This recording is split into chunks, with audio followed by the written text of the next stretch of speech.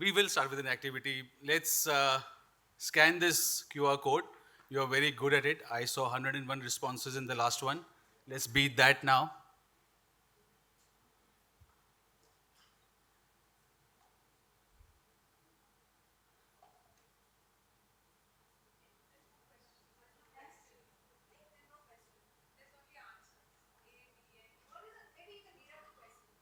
Is everybody facing the same problem?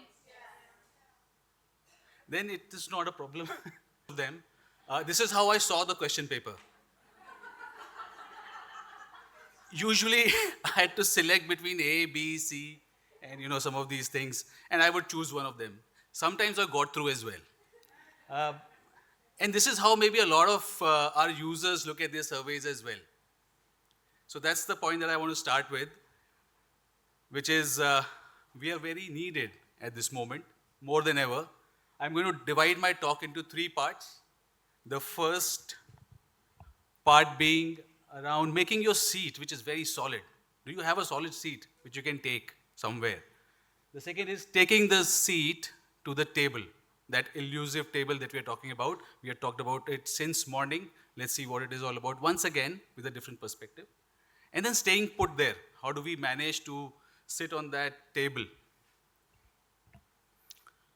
So, making the seed solid. And this talk is oriented more towards researchers who are in product companies. Others can also learn from it, but it's more targeted towards that scenario. So, first and foremost, let's not worry about the imposter syndrome. Let's not question ourselves. Are we needed? Is research needed? It is needed.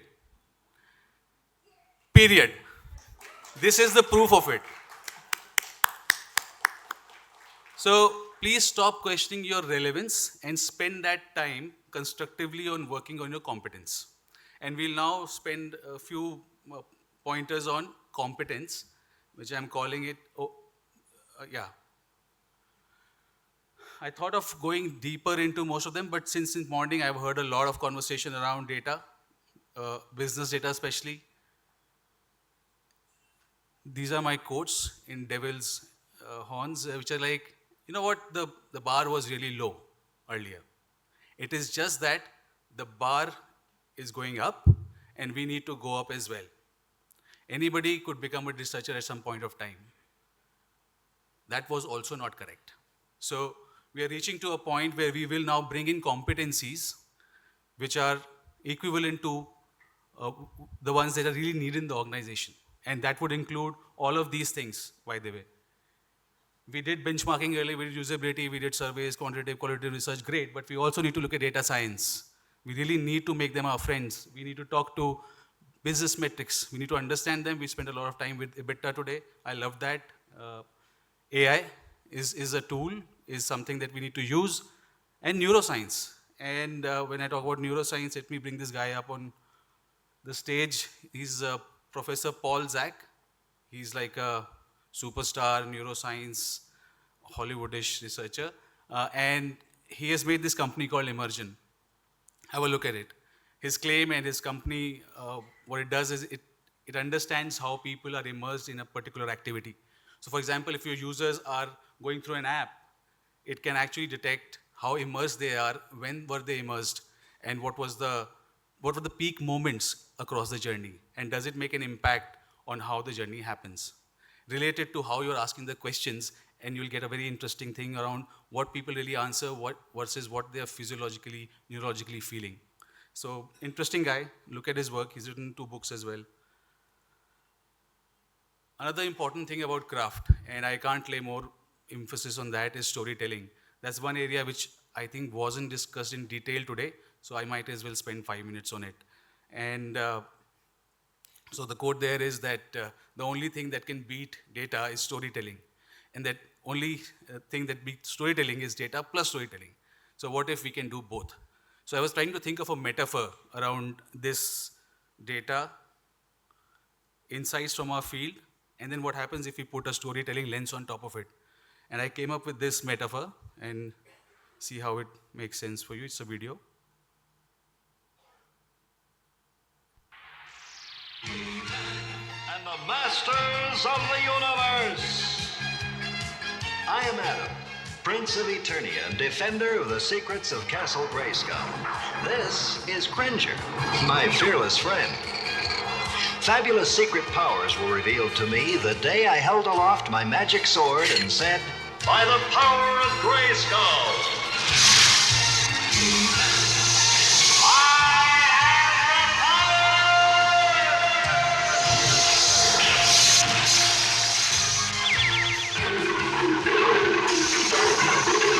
Cringer became the mighty Battle Cat, and I became He-Man, the most powerful man in the universe." Thank you for indulging me and letting me dive into my childhood.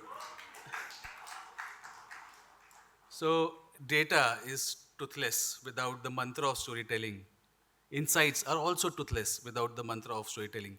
Bring it all together and you become the masters of the user research.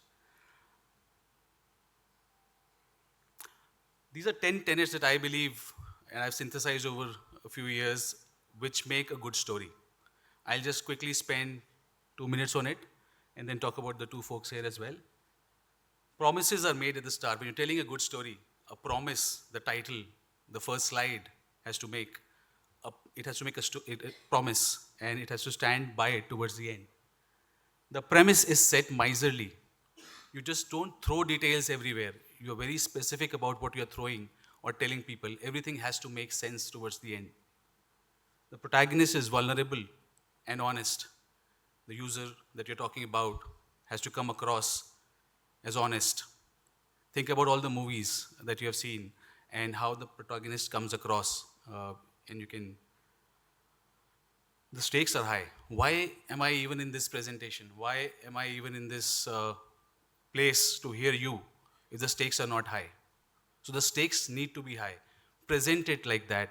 Make sure that everybody understands that the research is being reported in a way that the stakes are very high, and that's the reason why we are doing it in the first place. There's a constant play of tension and release.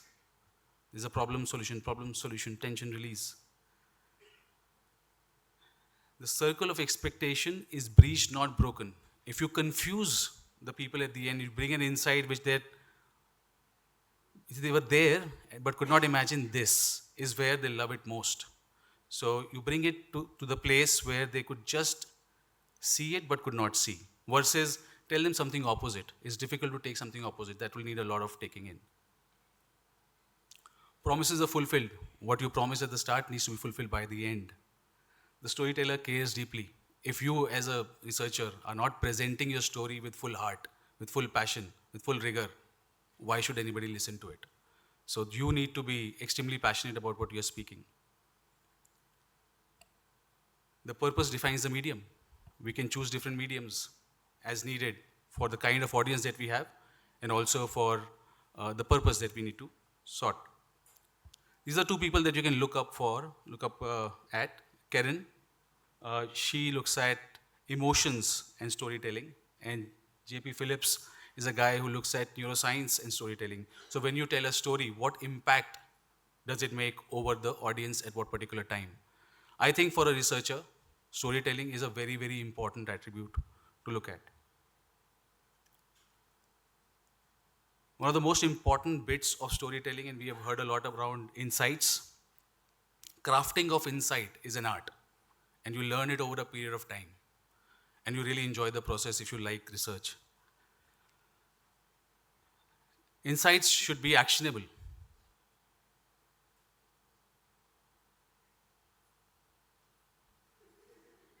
I keep hearing that. Insights need to be actionable. Yeah, obviously. But what is actionable? How would it become actionable? Or why should it be actionable? They'll become actionable if they are sharp, they are provocative, they are quotable. Somebody quotes you after you have said it. It's specific, it's clear, and it's subject backed. You know your subject. The topic that you're researching on is clear to you. I'll give you a short example of it. Imagine this is a research observation / insight coming from field where you're looking at a journey of buying an insurance for customers, and the customer is being asked for putting in PAN details on, say, page number 2. The researcher reports users don't like entering PAN details early in the journey, leading to drop off. Fair? Is it sharp? Is it provocative? Quotable? So, no. Not really. Let's look at this statement now. Asking for PAN details at step 2 by 7 is a trust breaker. We have used a word which is trust, heavy word, a little sharper. Is it still sharp enough? Maybe no. Provocative? Maybe a little. Specific? Yes. Second step makes sense. Now let's look at this one. The user now understood why the PAN detail, the researcher understood why the PAN details were asked in the first place. And those were asked so that the next parts of the journey or the offer in the fourth part or fifth part would be very specific and customized. This was missing in the researcher's insight earlier, and this is very important. Before we give an insight, we need to understand why a little deeper in terms of the subject as well. Now look at this insight, which says that lack of communication about usage of PAN details early in the journey is feeding mistrust and multiplying drop-offs. Is it getting more media? A good example of an insight is that it should also be a good design brief by itself. And if I were to twist this to a design brief now and make it a little more usable or actionable, it'll be honest communication about advantage of providing PAN details early in the journey can improve drop-offs. A positive way to hand it over to the designers or the product team to take it from there. Deliverables, your deliverables that we make, our deliverables that we make need to have a timeless quality about them. While trying to find out imagery for this presentation, I was very happy to see this work from 10 years back in our research team. It was immensely readable even now. It was a report on how hoteliers check in, and after 10 years, each of these insights still made sense. The visuals were attractive, the text was very readable, didn't feel old at all, and I felt that this is what we do. We create deliverables which last, which was because they have quality and a lot of effort has been put into them. Another important feature that we need to have is ingenuity, which means that we need to change ourselves according to the kind of project we have been brought in. Every project will not go the standard way. Also, we need to bring in some play. Asking direct questions will get direct answers. Asking questions through play or gamifying the experience for the users can take you to places which are not very, very obvious. People call them icebreakers. I don't think so. They are very important tools to understand how people connect with you on an ephemeral level and not just as an interviewer and interviewee. One of the researchers is here as well, Rishi.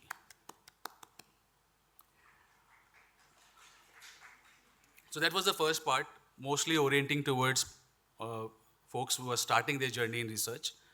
Now you have started your journey, you have established yourself as an important, skilled researcher. How do you now push the boundaries and make research heard in the organization? This is the second part. We need to understand that every company has a religion. I have changed 8 companies, maybe 9. That's not nothing great, but I've understood this that every company will have its own processes, will have its own limitations. They have tech stack limitations, they have business limitations, they have brand limitations. Some companies can't do this versus that, etc. Let's be cognizant about it. When we present our findings, we should know a little more about our own company and how they have reached there.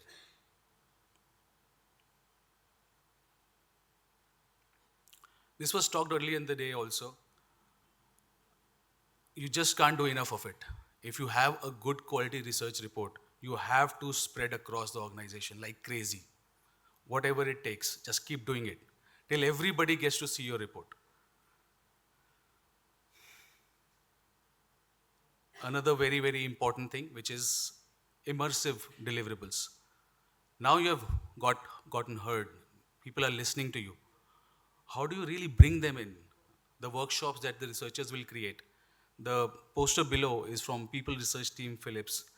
And we used to have almost a room which would go around with one single poster of a customer journey. And the idea was to take everybody standing and moving across while you explain the customer journey and the pain points. The immersion that people had over this walk was immense. And that is the kind of input we should have.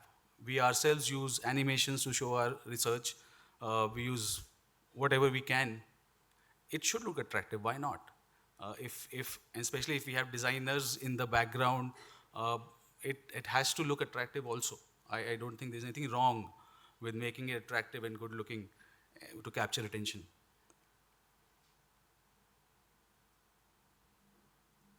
This has been talked before as well, and that's the problem of coming in towards the evening. Uh, Different deliverables need different audience. Obviously, the CEO doesn't need the same report as you are going to send to the developers, and I'll not harp much into it. But I'm very, very surprised to see that researchers are not able to present to senior stakeholders. And this has to happen. We have to learn it, we have to do it, we have to just manage to be able to tell everything in 3 minutes, 4 minutes. And I'm going to end before time because I can articulate things in a faster way. So this is what we also need to understand. Articulation, quick articulation, and communicating it. This is something that I really want to push in, especially for people coming into this profession, is let's not be the weak researcher in the organization, the guys who are quiet, who go out in the field. Yes, you can be all that. Of course, that is your personal choice and quality. But when you need to be aggressive, please wear the gloves. Please come to a meeting with a glove when you're meeting with the PM, with senior stakeholders, where you know that there could be aggression. We can also be aggressive. And we have the wherewithal, we have the data, we have so much with us that gives us the right to be extremely aggressive if it needs to be. Because without that, a lot of things won't happen.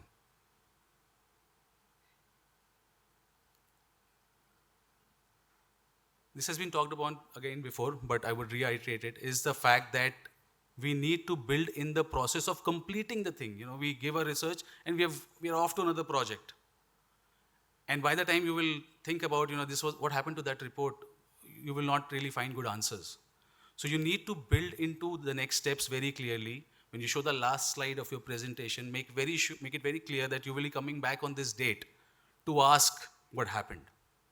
That is again your right, well within your professional limits, to ask for what happened with my research. The company has invested.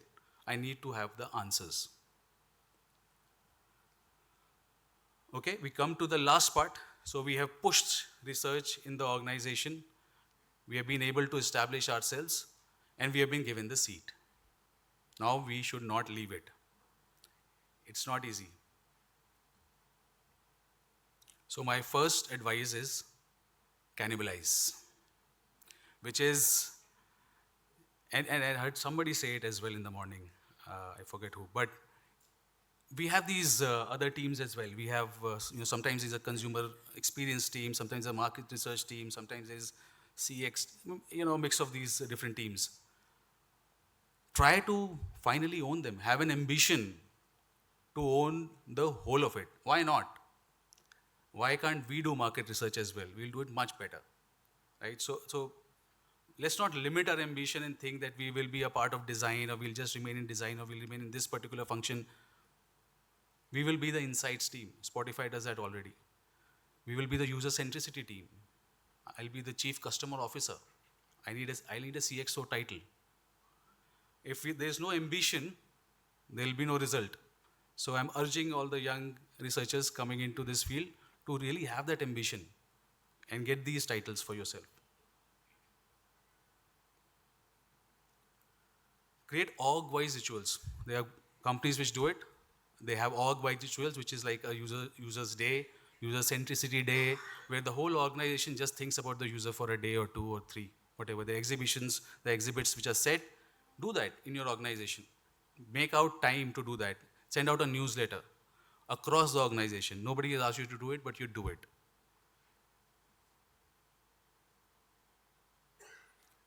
This has been spoken enough, so I won't go too deep into it. But again, can't lay more emphasis on that. This is so important. We need to understand EBITDA. We need to understand CM1, CM2. We need to understand top line, bottom line, all of these numbers very well. Especially if you are a leader in research and you're sitting on that table where everybody just speaks this language. How can you not speak the language? So you will have to understand and speak and make them understand your research in this language. They will understand. There is no way that they will not understand.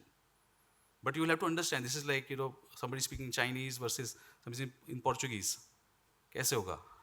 So you will have to understand Chinese a little. थोड़ा सा Mandarin सीखना पड़ेगा. This is also which we really need to do. I feel we don't do it enough. And it's like the company doesn't understand user research. But do you understand business? Do you really understand the mind of a CEO who is coming in from morning to evening? What is he doing? What would he be thinking when he enters that room for your 15-minute presentation? Are you thinking all that? If not, you have to think. You think of HR, you think of finance, you think of all of these functions. If you really want the seat on the table to remain there. Otherwise, the seat will go at some particular time. Last but not the least, this is one video which I'll show you and then we'll talk about it. This is a true video of clips of rocket launches across a few countries. We'll see that video and then we'll talk about it. 6, 5, 4, 3, 2, 엔진 점화, 26, 누리호가 발사되었습니다.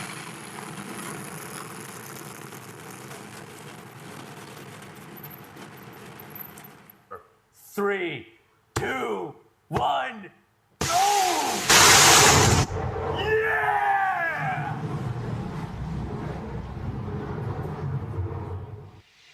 À tous de DDO, attention pour le décompte final. 10, 9, 8, 7, 6, 5, 4, 3, 2, 1, top.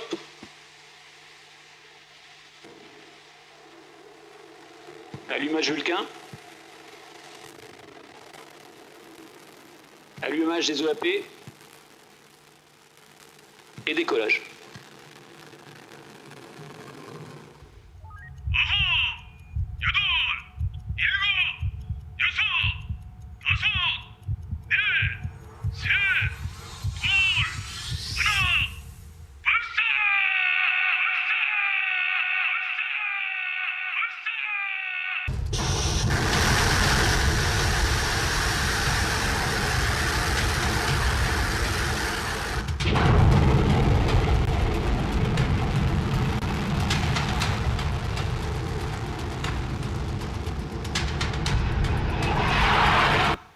Minus 15 seconds. 10, 9, 8, 7, 6, 5, 4, 3, 2, 1, 0, plus 1, plus 5 seconds. Top normal. P1 tracking. P3 tracking. P2 tracking. PSLV C50. So like it or not, the world is obsessed with this symbol now, which is growth. It is a pain in the ass, but that's how it is.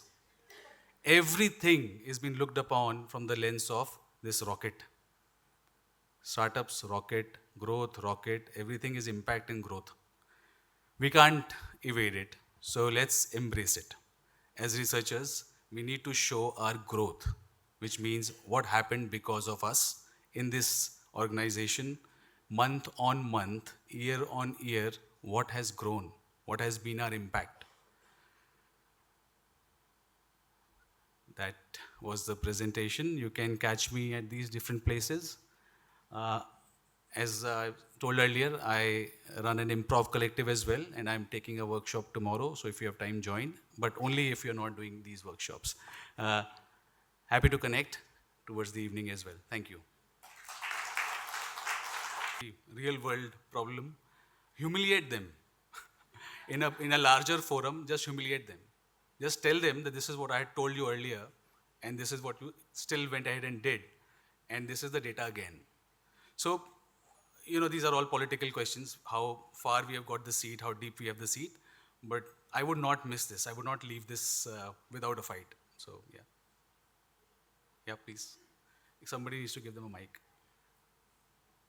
Okay, so if you're within the organization, you can still push your outcomes and talk to PMs and talk to business people and try to ensure that, you're able to show that impact. But when you're on the agency side, more often than not, whatever inputs you've given to the client, where it goes, how it's being used, and things don't come back, right? So how do you push clients to ensure that they keep investing in research and our impact, we are able to trace it back? So that's always been a gap between that. Sure. I have the best of answers because I've never really been on the side of the agency. Uday might be the best person in the room to answer that. Though I feel that even if as an agency, you have it built in your process to have a touchback. If it's a part of your timeline that, whenever the development ends, we'll come at this phase and we'll look at what has happened. I give it for free for the first time, for example. The next time I'll charge you. And get that time to really come back and see, because I agree with you, that's what happens. Once you're done, you're just done, you're off. Uday, do you have a better answer to that? How would you come back as an agency to see if your insights were used properly in the company or not?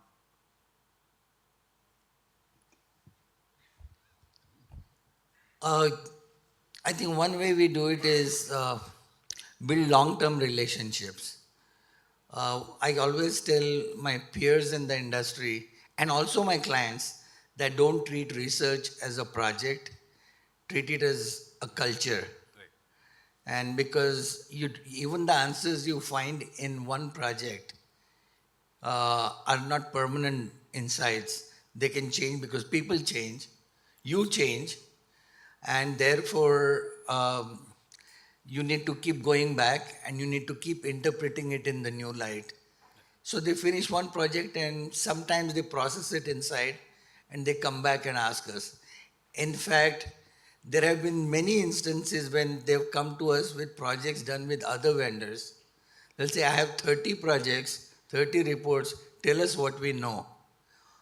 And honestly, a lot of times people change within organizations. They don't own the reports that were managed by other people. And the only people who know it are us. So we position ourselves as people who have long-term knowledge of the work done in the past by us. And we are open to synthesizing other work that they have done to see what knowledge is available and where the knowledge gaps are. So we become their trusted companions in interpretation and obsolescence of knowledge. Yeah, Yeah. She has a question. Okay. My question is, a lot of companies unfortunately have a lot of hierarchy in place. So how do employees, I can't think of a better word to say, but how do employees who are in the lower end of the food chain, when their design leadership doesn't advocate for research, how do we make a seat when we don't even have a chair? First, make as much noise as you can. Okay. And even if it doesn't happen then reach out to the good design leaders around and see. Because there's no point in being there if you're not being heard completely. You will try up to a point. At the end of the day, it's not our own company. So try the best you can. As I said, try a few things.